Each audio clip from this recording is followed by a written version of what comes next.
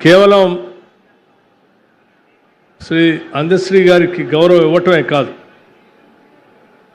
వారు రచించినటువంటి పాటని జయ హే జయ జయ హే అనేటువంటి గీతాన్ని ఆనాడు ప్రత్యేక తెలంగాణ రాష్ట్ర ఆవిర్భావం కోసం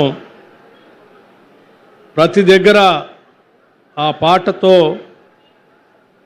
కదిలించినటువంటి గీతాన్ని రాష్ట్ర గీతంగా ప్రకటించటమే కాదు, దగ్గరుండి దానికి కావాల్సినటువంటి సంగీతాన్ని కూడా అందించడం కోసం సినీ పరిశ్రమలోనే అతిపెద్ద మ్యూజిక్ డైరెక్టర్ని పెట్టి ఆ పాటని ఈరోజు రాష్ట్ర వ్యాప్తంగా అధికారికంగా ఏ కార్యక్రమాలు జరిగినా ఆ పాటని మనం వినేటట్టుగా వినిపించేటట్టుగా రాష్ట్ర ప్రభుత్వం అధికారికంగా నిర్ణయించిన విషయం కూడా మీ అందరికీ తెలిసిందే. చాలామంది నాయకుల్ని ప్రభుత్వాలను చూస్తూ ఉంటాం. ఆనాటి వరకు అప్పటి వరకు ఒక కార్యక్రమం చేసి వదిలేసి వెళ్ళేటువంటి పరిస్థితులు కూడా చూస్తూ ఉంటాం.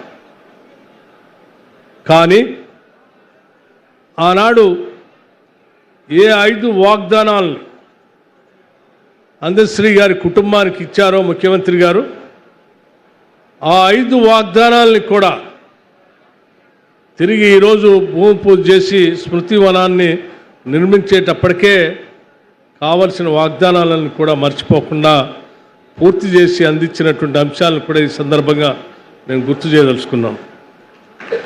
ఒకటి, కుటుంబంలో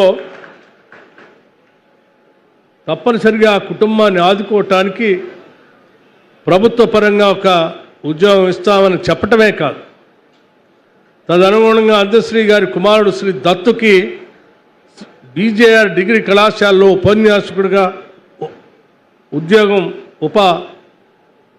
ఇవ్వటం కూడా జరిగింది.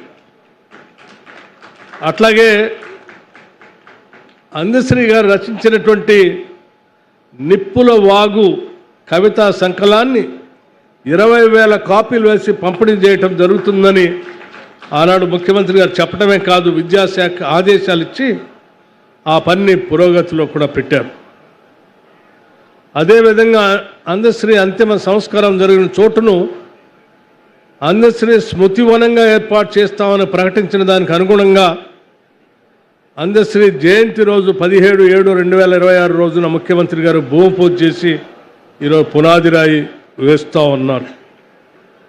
అందశ్రీకి పద్మశ్రీ అవార్డు ఇవ్వవలసిందిగా కేంద్ర ప్రభుత్వానికి సిఫార్సు చేస్తామన్న వాగ్దానానికి అనుగుణంగా ఈరోజు ప్రభుత్వం తరఫున సిఫార్సు కూడా చేస్తున్నది.